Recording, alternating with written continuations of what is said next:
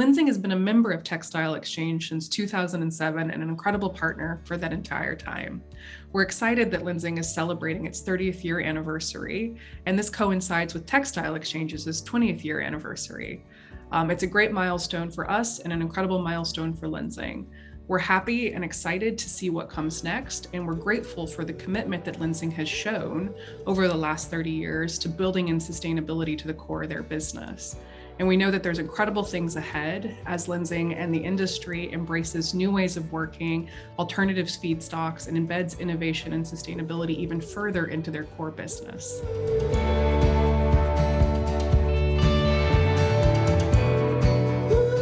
I think that the most pressing industry facing the world and the textile industry is climate change. Climate change needs to be at the center of everything that we're doing. If we don't address climate change, nothing else really matters. That's why we announced in 2020 our new Climate Plus strategy. Climate Plus really centers our work around helping the industry to achieve a 45% reduction in greenhouse gas emissions by 2030. However, the plus in Climate Plus symbolizes the need for a holistic approach. We know that it is critical to have an absolute reduction in greenhouse gas emissions. We simply have to bring down what we're putting into the atmosphere. We cannot continue to emit at the level that we have. However, we know to really make this change happen that we do have to take a holistic approach. So the plus in Climate Plus symbolizes biodiversity, soil health, and water.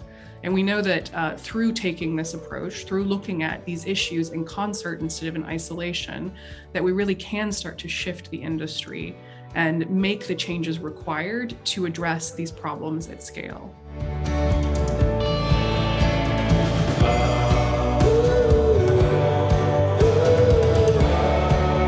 This year is Textile Exchange's 20th year anniversary.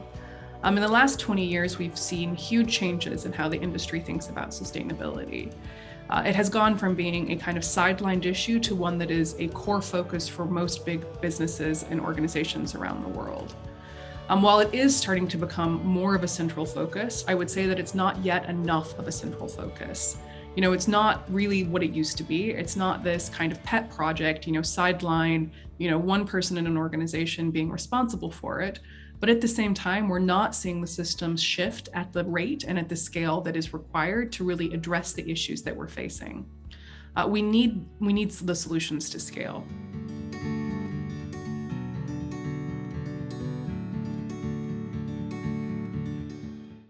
When we were doing our work around Climate Plus and starting to build out the strategy, we did some modeling to really look at what was going to be required to achieve the 45% reduction in greenhouse gas emissions by 2030. And there's three things that all need to happen to make that reduction possible. First of all, we do have to scale the solutions that we have now, and we know that work. So that means scaling organic practices. That means scaling recycled materials. At the same time, we also have to slow growth. We have to slow growth to around 1% year on year at most. Right now, we see around a 3% growth rate year on year. And when you look at that and you look at the modeling behind that, it makes the reductions that we need very, very hard to achieve. We see exponential growth and exponential impact with the growth rates that we have right now. So the industry needs to figure out how to decouple prosperity and profit from the creation of new product entering the marketplace. And third, we need to fill the innovation gap. Right now, we need to double down on the innovations that we know will help us achieve what we need to achieve. I think one of those is textile to textile recycling, but these innovations will also include things like the scaling of regenerative practices, embedding place-based solutions into the way that we work, really partnering with farmers and raw materials suppliers to support transitions on the ground, working locally to achieve what is required to see a large systematic change in the way that materials are farmed, grown, cultivated, recycling, all of that. We need to really double down and look at how we embed very serious change at scale now. I think on the innovation side, as I mentioned, textile to textile recycling is going to be a big part of the future. We need to scale new feedstocks, and we need to close the loop so that the waste that is generated through the industry can be captured and reutilized. At the same time, we need to extend the life of products. We cannot continue to have disposable products entering into the marketplace. Things need to have more longevity, things need to last, and people need to want to keep their products for longer. This is going to be a huge shift for an industry that really, has newness at its core.